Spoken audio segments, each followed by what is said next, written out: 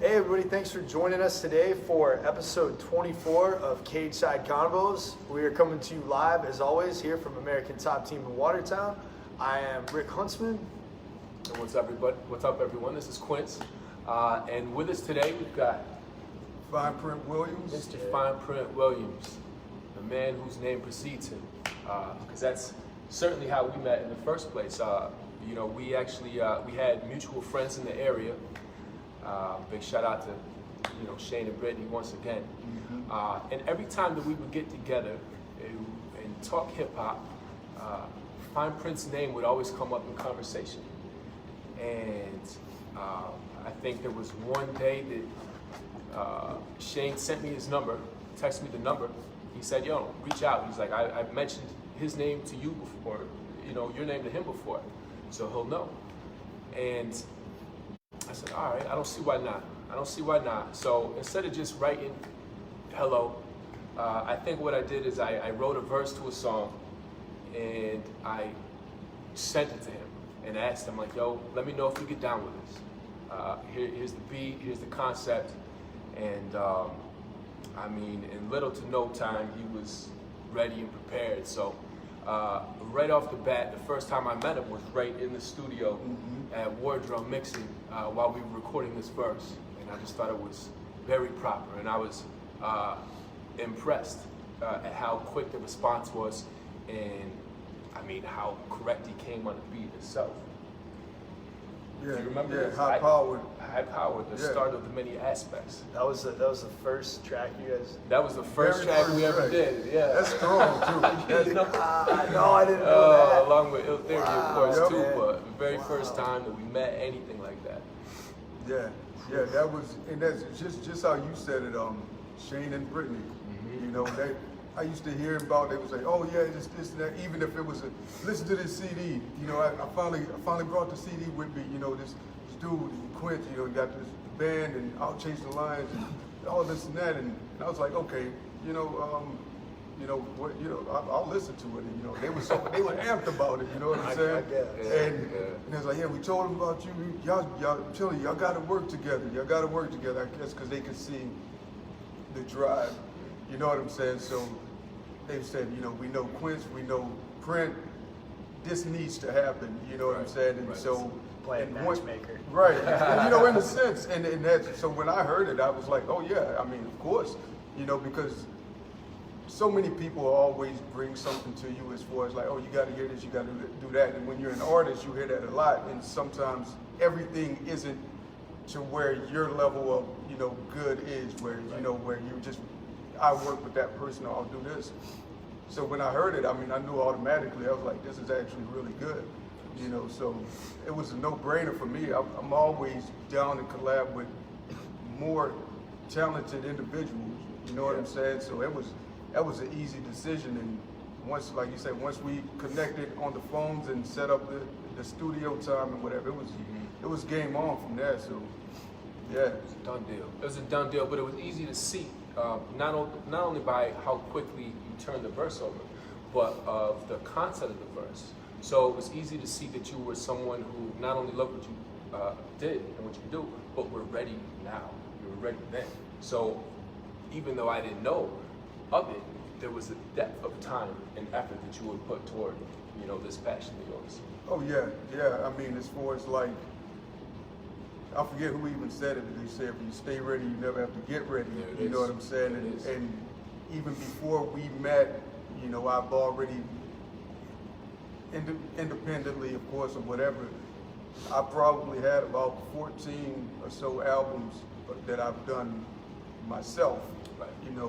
Studio equipment, recording, beat making, all of that stuff. I did it for years.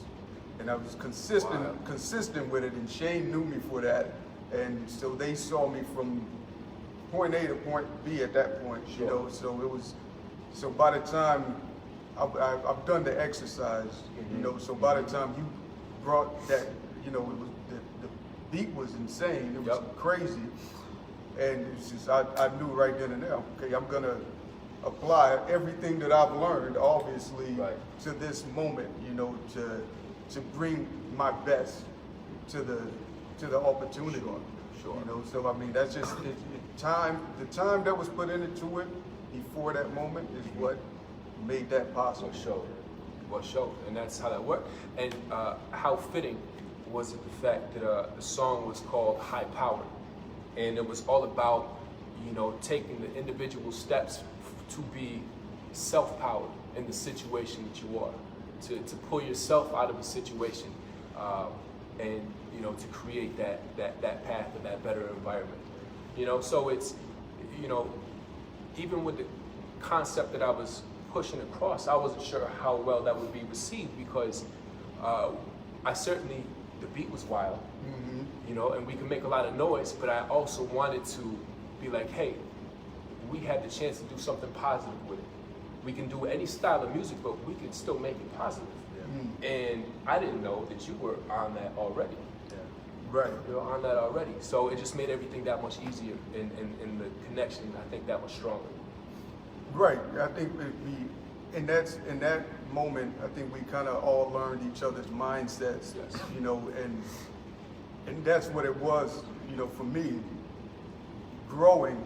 You know, growing and having something to say.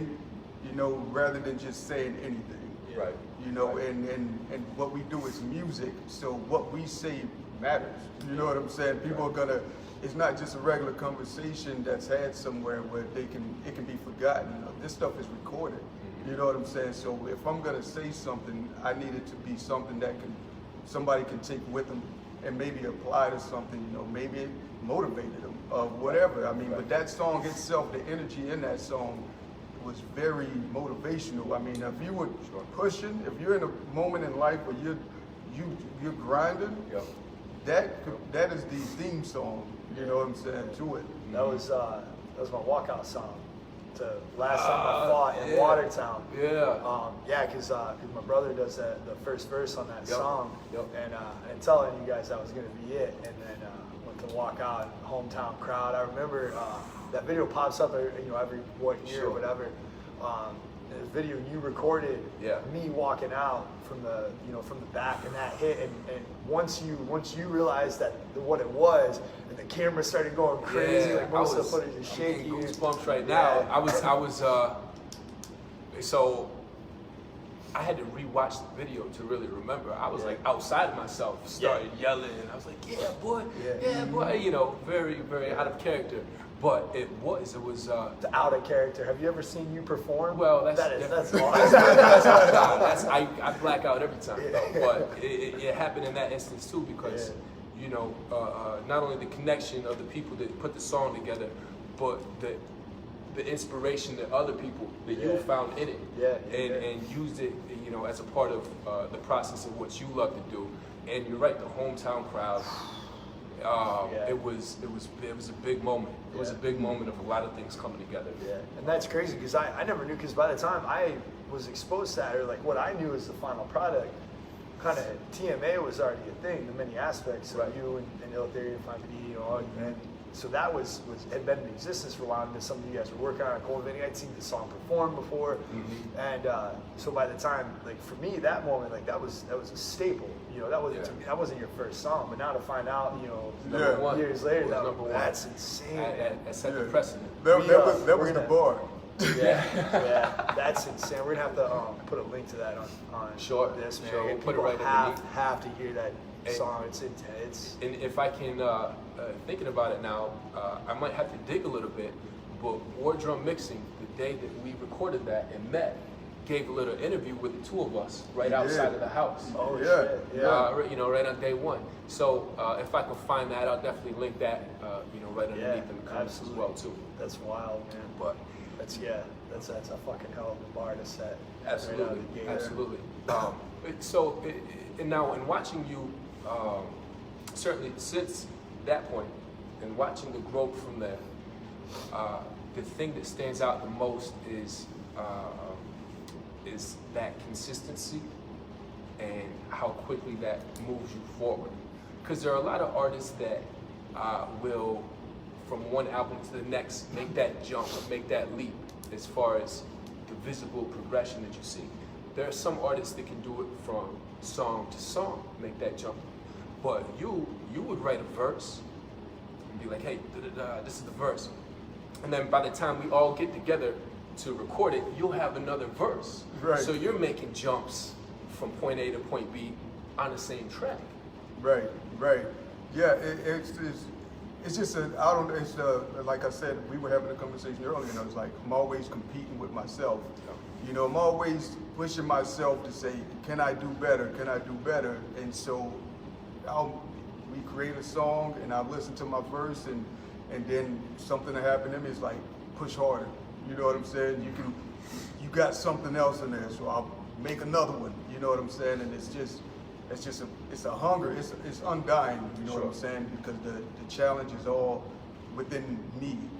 You know, so that's why, and it's fun. You know what I'm saying? I mean, we're creating more songs, more music, and you know, it's just one of those things. It's always great to see. You know, can I do something more? Is this all I got, or maybe there's something else? You know, and maybe the next one won't be as good, but I mean, at least you tried it out to see.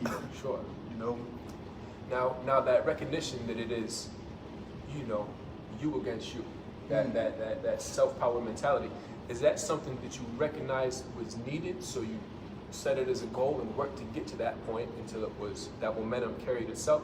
Or is that something you think maybe you always had, that always came natural? See, I believe that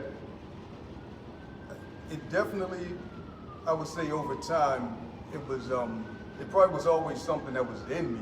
Right. But over time, I started learning to not so much as rely on the opinions of other people. Sure. And what happened was, I started only caring about my opinion and how I felt about me, and then that's what made me start saying, okay, let me get the best out of me. Right. And because I know in a lot of situations, you know, whether it's family, friends, and I've made a post about this on my page before too, it's like, people love you, people that care about you, or people that just, you know, your surroundings, your group, your circle, whatever.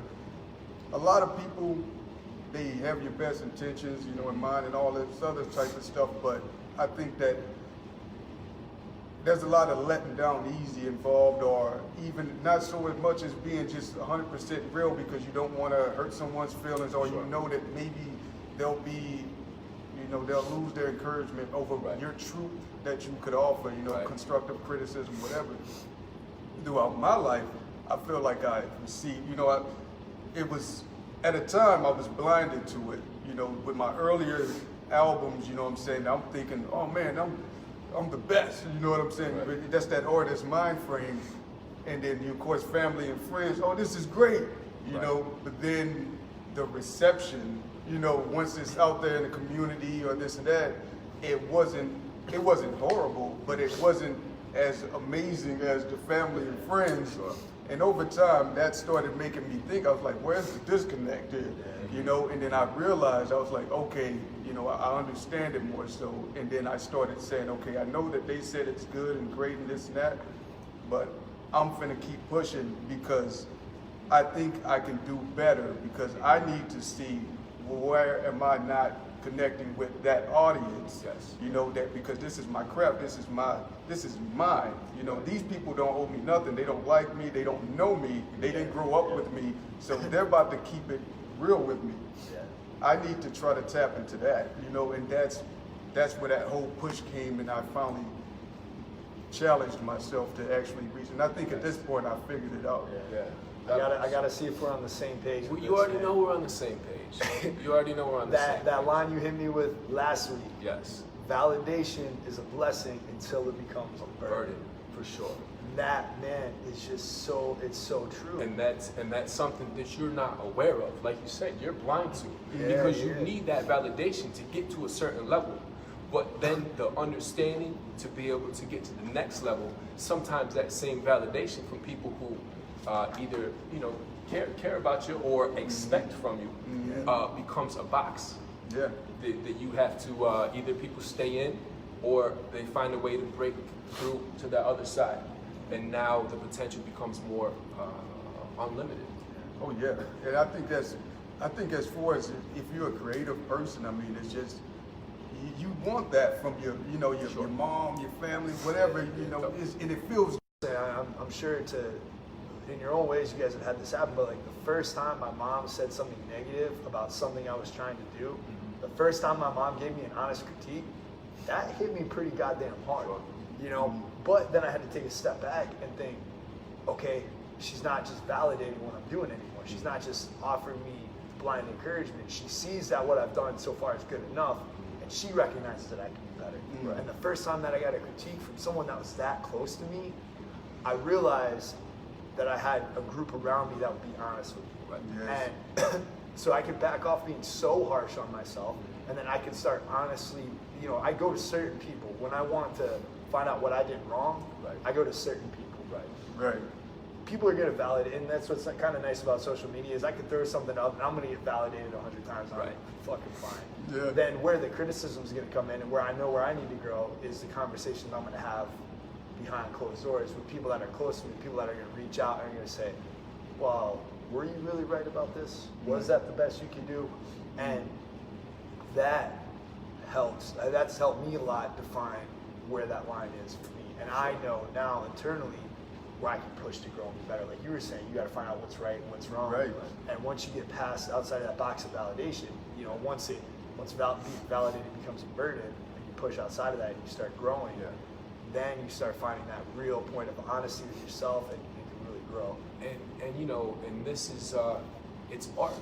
And art is very personal. And the beautiful thing is that, you know, once the deeper we get or the more honest we are with ourselves, the more it helps us in that self-growth aspect.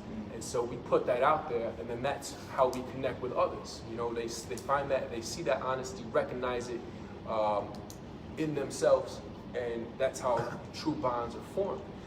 And I think once you get that recognition from people, it feels good. You know, they're like, oh, people like my stuff. So this is what I should keep doing because these people like it. But you forget that they only like it because it came from that true source of self. And so you might not delve back into that well as much as you did in fear of, you know, offending or doing something that is unexpected. And I think that becomes a big problem. So that vulnerability that gave us that true artistic expression, all of a sudden we start becoming scared of that again.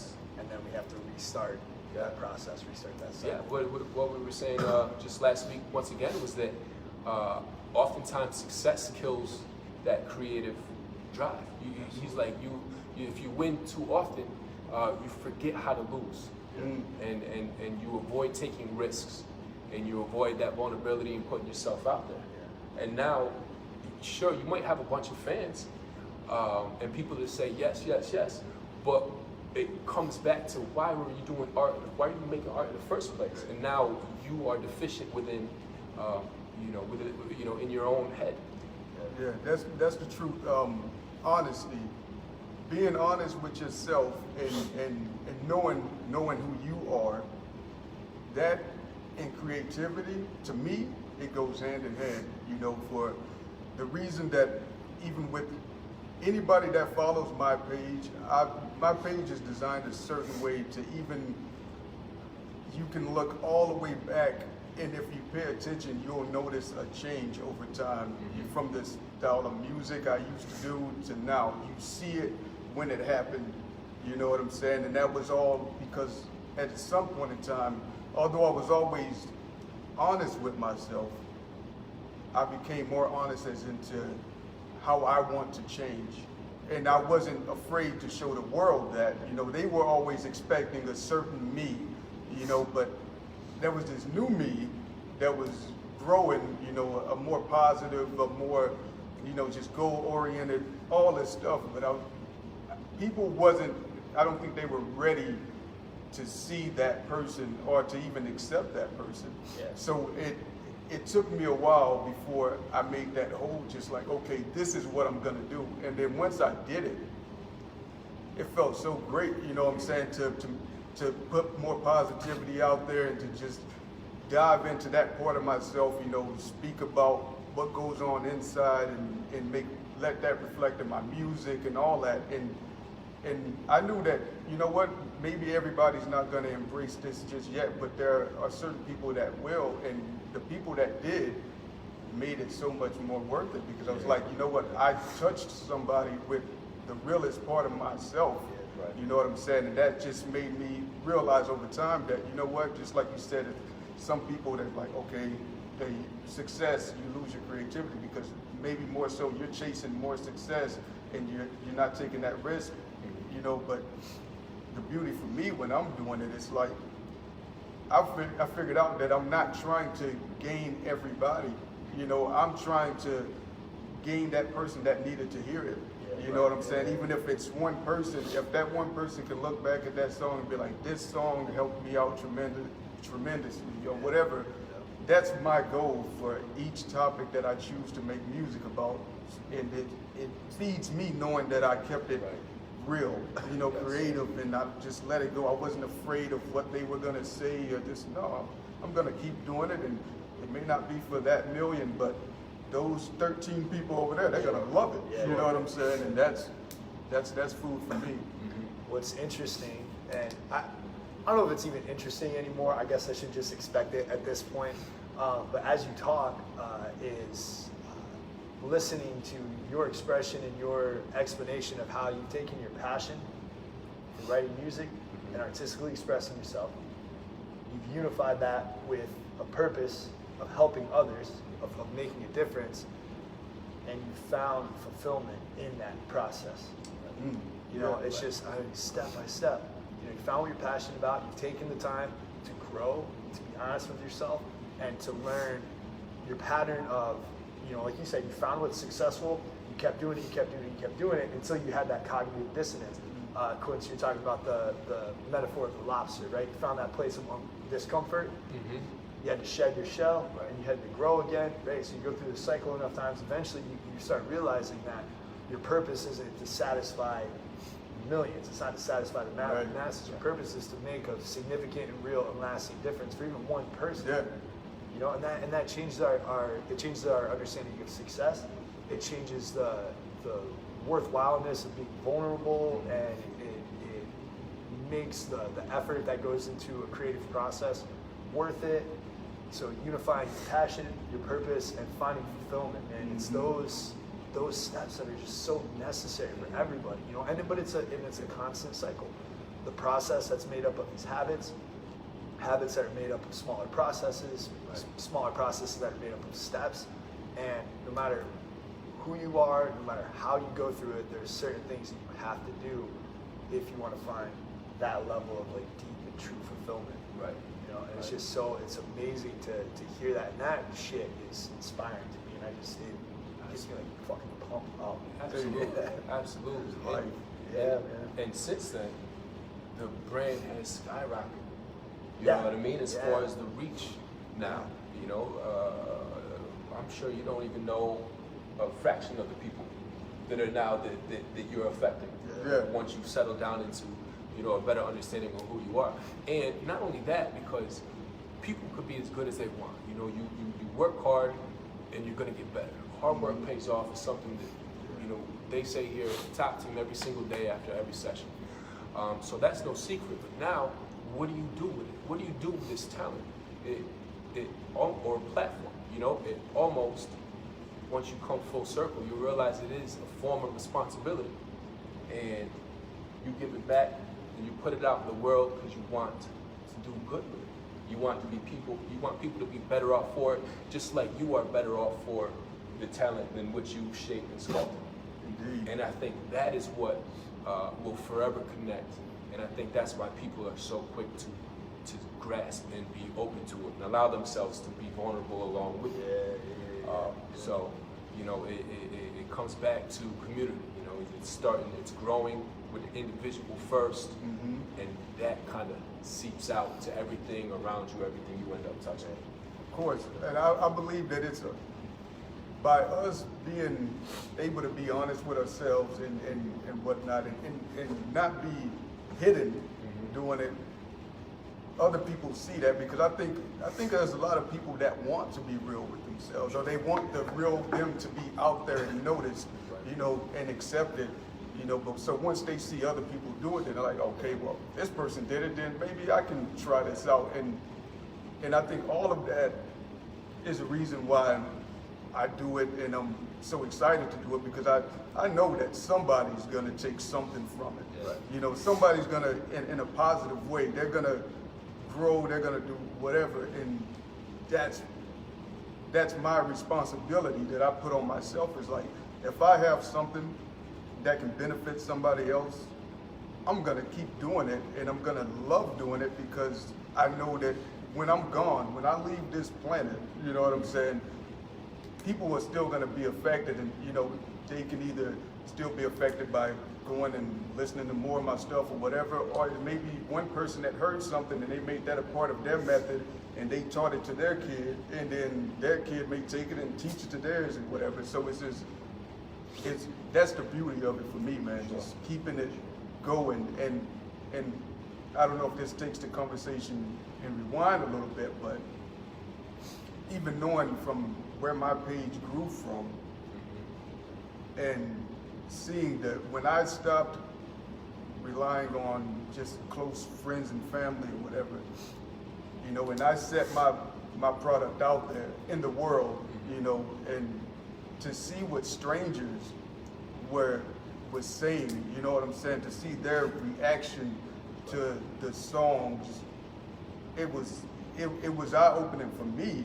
It helped me realize more. So it was like, man, I was like, I told a few of them in the beginning because it was shocking. I was like, man, I'm just surprised that people actually want to hear something that's just not what mainstream is, but it's just more so just real, it's heartfelt or whatever.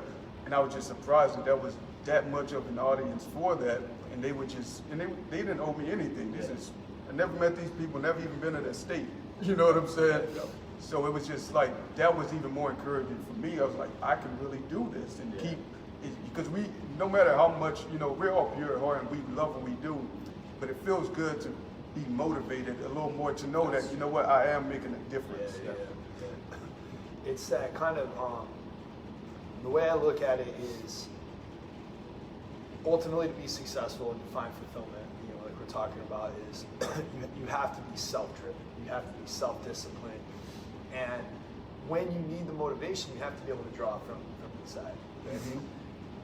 But what happens, and what I've noticed happens with a reliability that I can predict now, right? So we talk a lot about synchronicity, and it happens so many times, and eventually you know that it's going to happen. What happens for me is that if I feel like I'm getting frustrated, if I feel like maybe I'm not being creative enough or expressive enough, or I'm not being purposeful enough or intentful enough with my actions, if I feel like I'm slacking, or if I feel like what I'm doing is not making a difference, reliably, predictably, what happens is when I feel at my moment of greatest weakness is somebody will reach out, I'll have some kind of interaction that boosts me, that tells me, that lights my path and says, this is where you need to be. Mm-hmm. Right? Sometimes it's looking back on previous posts or years ago who I used to be, or a glimpse of myself, you know, where I could see the start of my self-growth, or, you know, for you guys, maybe it's looking back and seeing, like you said, comments on music, or just remembering reactions, or having an interaction with a new fan or a new individual who you made a difference for, you know. Right. When that happens, that reminder and that little flash of motivation or reassurance that, yes, what you're doing matters. Keep doing what you're doing. Because there's one person out there, and like you said, it doesn't matter if it's only one person. Right. If that one person made, you know, you made a difference for them, it's worth that's every bit of worth struggle. That's worth it all. You know. Yeah. And you know, all of that seems to shed some insight on the fact that, surprisingly, some of the people in the highest position, or they kind of have the greatest power, are the most humble. Yeah. You'll find it the most humble. Like you were saying, maybe before, years and years ago, when you were rapping, you're like, you know, you're saying, I'm the best this, I'm the best that, I'm the best. But when it comes down to really being in a position to do what you do because you truly love it and it truly has value to you, it doesn't matter if anybody follows. Right. It doesn't matter if anybody understands. So even one person to be like, damn, I feel that. Damn, I went through that. I get, you know, that's a blessing. Yeah. You know, that's a blessing. And the more people that affects, because that's out of your control now. Right. All you can do is what you can do. So I think that's where that humility comes into play, because it doesn't have to be that way. Right, You know? right. And like you say, having that one person, you know, that's more than enough. You know, it's letting you know that, you know what, I did my part. I did my part. One person said, you know what, what they normally say, like, I felt that, or it hit home, or it would, you know what I'm saying, I can relate so much to it, or whatever. That's it for me. And that's why I always say, no matter what you do your best. If you did your best, walk away from it. You know what I'm saying? And it's like, that's all, you gave it your all. If it was one person that was affected by it, guess what? That was your job. You did your job. You know what I'm saying? As long as you can genuinely and be real with yourself and say, hey, I actually did do my best.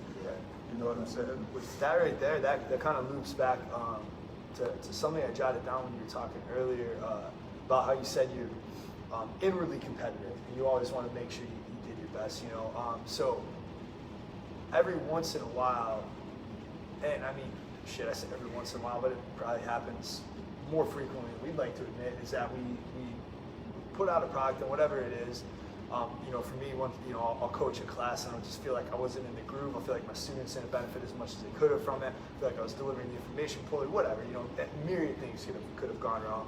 Whether, you know, if you put out a track that you feel like maybe it didn't hit as hard as the one you did last week, right? So that, it's easy to categorize that as failure. Right? But obviously we can't say that it's failure. You know, we have to know, we have to be able to kind of talk through with ourselves and say, is this the best that I could have done in that exact moment? And what can I do to prevent it in the future, right? So what is your process like? What has it been like? Or what are the kind of the steps and the iterations you've gone through to distinguish for yourself between what's failure, what was actually 100% effort, what's a learning experience, or like, did I just fuck up and this is shit? I think for me, even yesterday, I heard this one. I listen to a lot of battle rap too. You know what I'm saying? That's one of my pleasures. And one of the guys said the reason why a lot of the other battle rappers aren't growing or getting better is because they think they lose a battle. You know, he said for him, he said I either win or I learn. Sure. You know, he said I either win or I learn. And I was like, that's so dope, because even for me, when I make my songs or whatnot, you know, I look at the numbers, you know, I can see the views on, oh, this video is doing this good, this fast. Or I can see another video, it's like, okay, this one ain't moving as quickly, you know what I'm saying? But I know that when I'm working on them, when I'm putting it together, I'm giving it my all, you know, so what I got for it is what I got for it. And then when I record it and I upload it, I know that was 100% what I could do, you know, and it's what I wanted to say. The message came across because that's what it was for anyways. It's like, did I say what I wanted to say, how I wanted to say it? Yes, I did. Okay, there it is. It's golden, you know, because if it's not there, I'm not gonna release it. Sure. You know, so I know I check it with myself. How do I feel about this? And I let the numbers be what they're gonna be, because like I said, to me, the numbers aren't failure. It's the people, the checks that I do on it is I can obviously see people are still responding.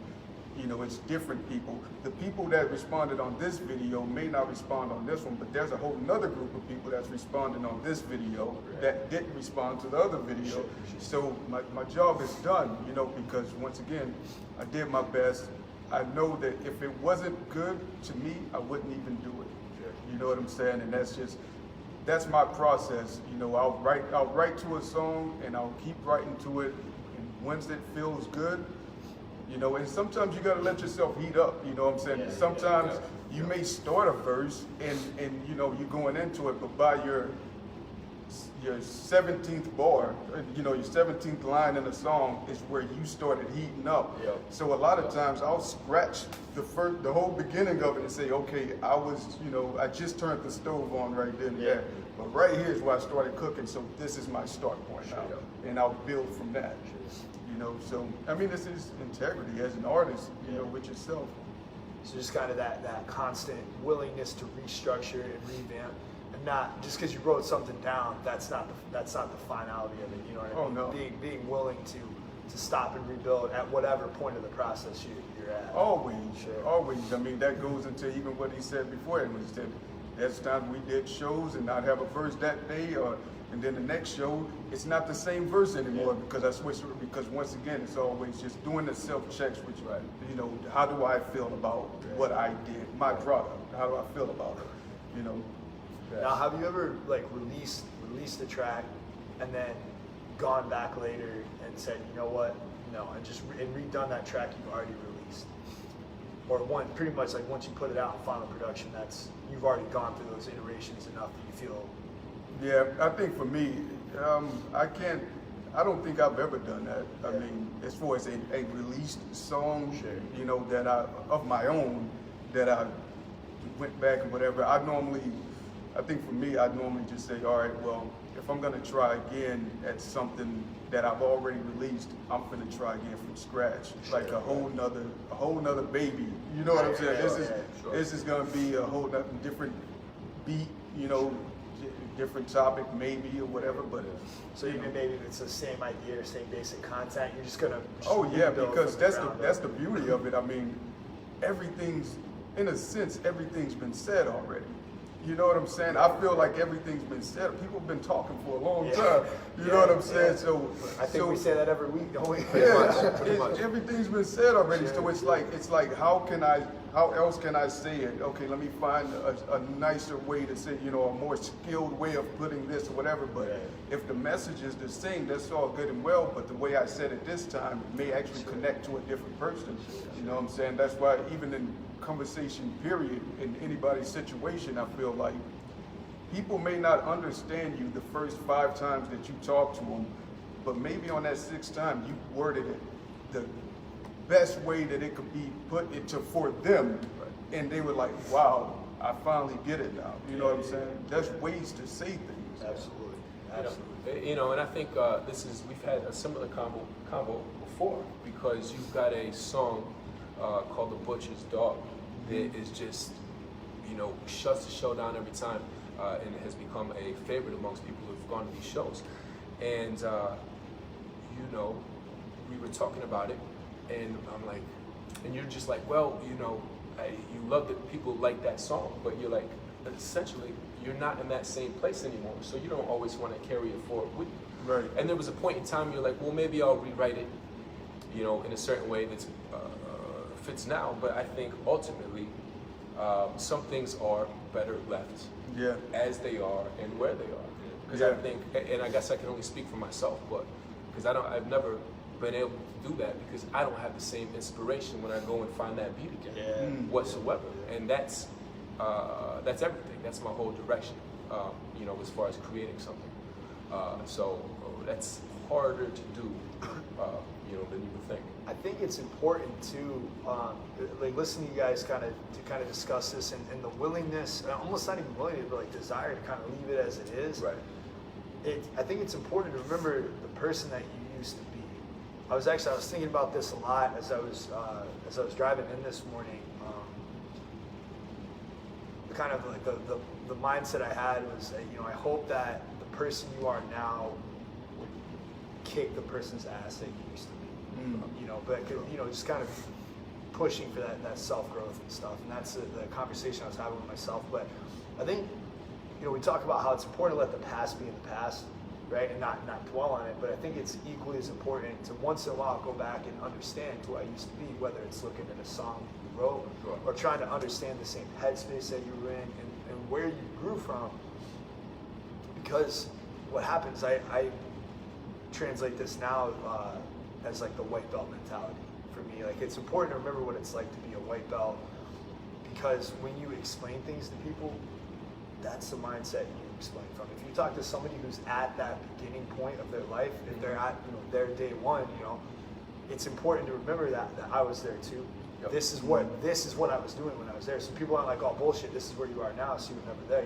You can point back to tangible, physical points of your life and say, this is the person I used to be. Sure. This used to be my understanding of life. Yes. And you can explain it to other people, but you can also explain it to yourself.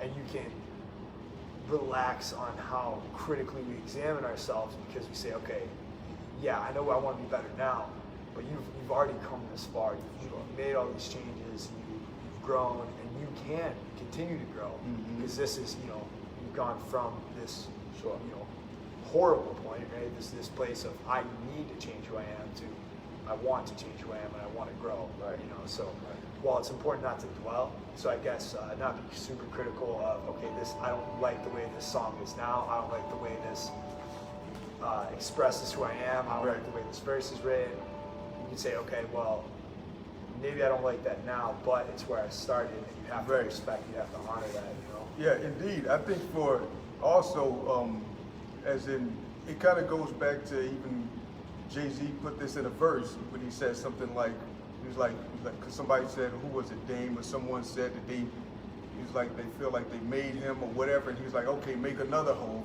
You know what I'm saying? So it's like, if I make something, and even if I thought it was good, but it's not who I am today or whatever, rather than worrying about, okay, I'm gonna change this around, or this and that, I think to myself, I'm like, I'm the one who made it anyways. I made that, so if I'm the source of it, I can make something else. I believe in myself enough to know that I can do either the same or better. I'm confident enough to where I don't even have to touch it again. I can make something new. Right. You know what I'm saying? Yeah, that's what he said. I like that. Jay-Z's like, yo, you want the old, buy the old album. Exactly. You know what I mean? It's, because you have to, I guess people don't have to, but you need room to change. Sure. You need that room to change. As far as your creative process yourself, when it comes to writing songs, I know it's unique in itself compared to other people, but my main question is, do you have an idea in concept first, or maybe lines first, or do you, and then find the beat, or do you find the beat and get inspiration from however that resonates? I think it depends on what exactly I'm doing. I know for the Fyne Fridays that I do, I got an idea already in my head, like, maybe today I want to talk about discipline. You know what I'm saying?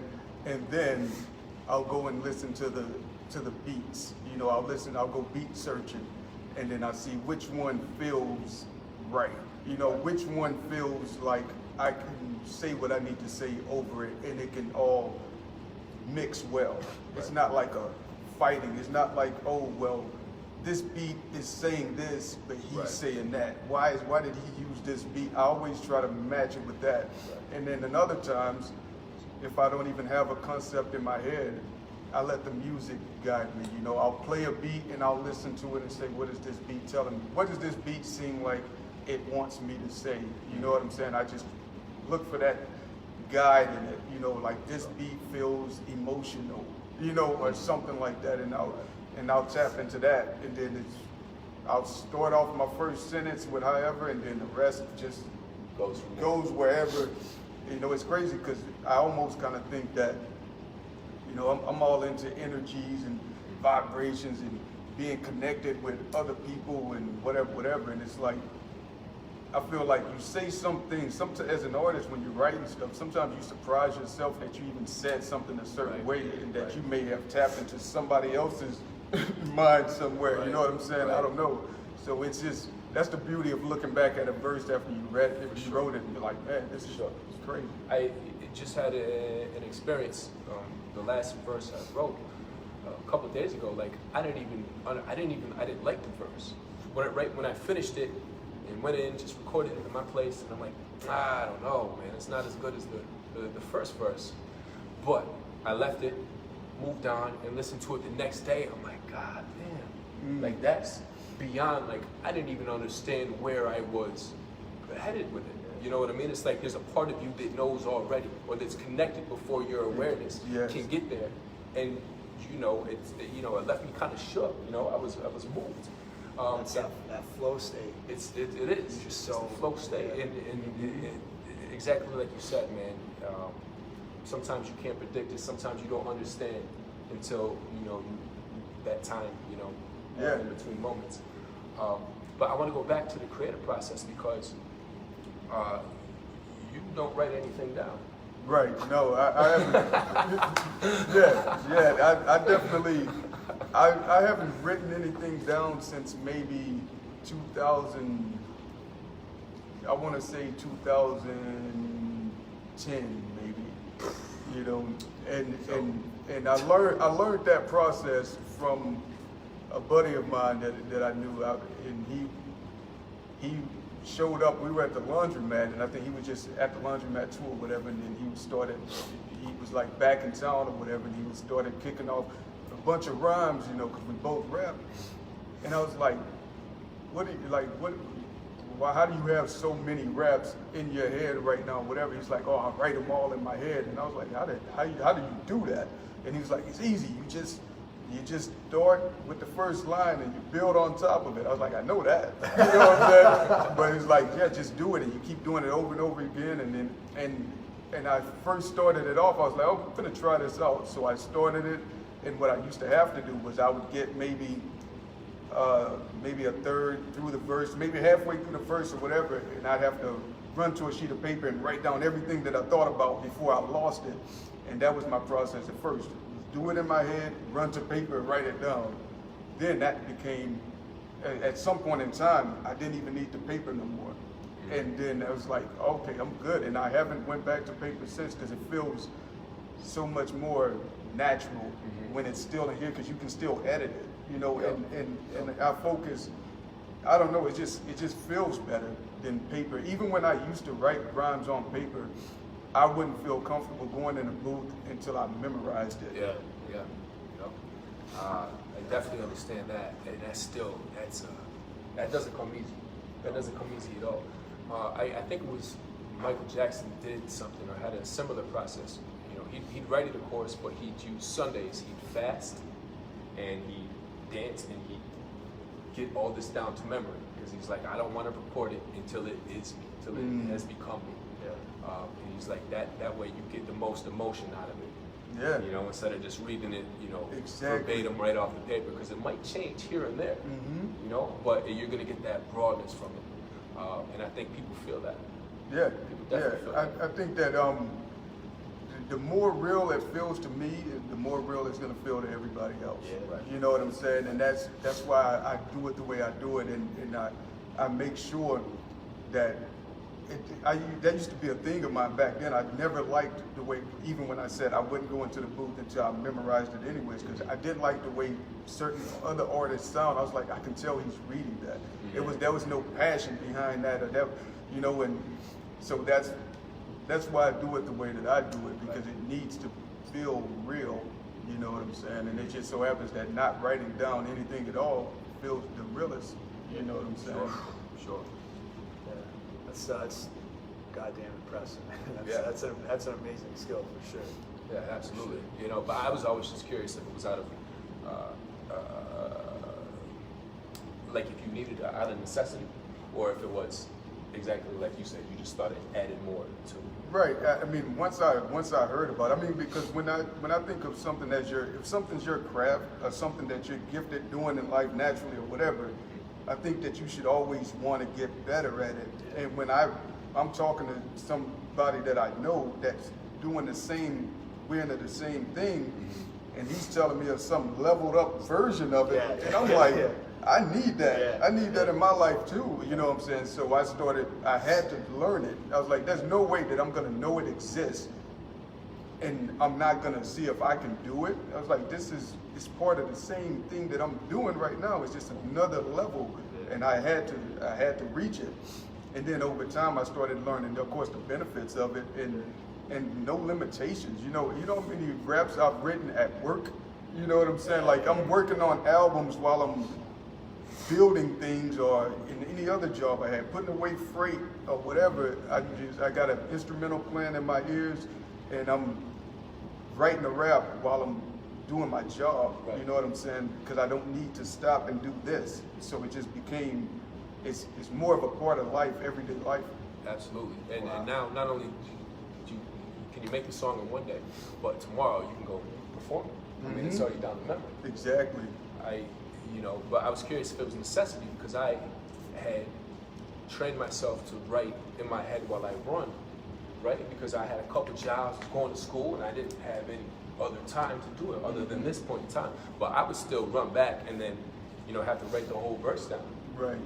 But that whole process helped me to become, like I said, better prepared for the show. And also I was like, well, for the lungs while I'm running, it's gonna help my performance. Yeah. So for me, it was all out of necessity, and I certainly don't think I would have taken that route had I not had to.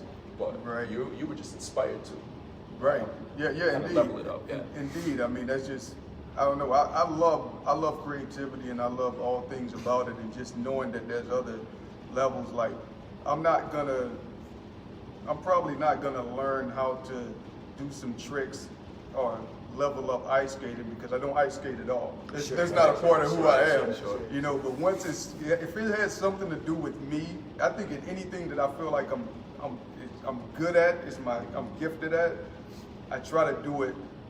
I try to learn as much as I can about it and study it in a sense. I'm the same way with video games. You know what I'm saying? I play games, fighting games, and it's a whole science behind it. I mean, I'm into that type of stuff. The frame data behind it, I'm learning. I'm like, this is already something I enjoy.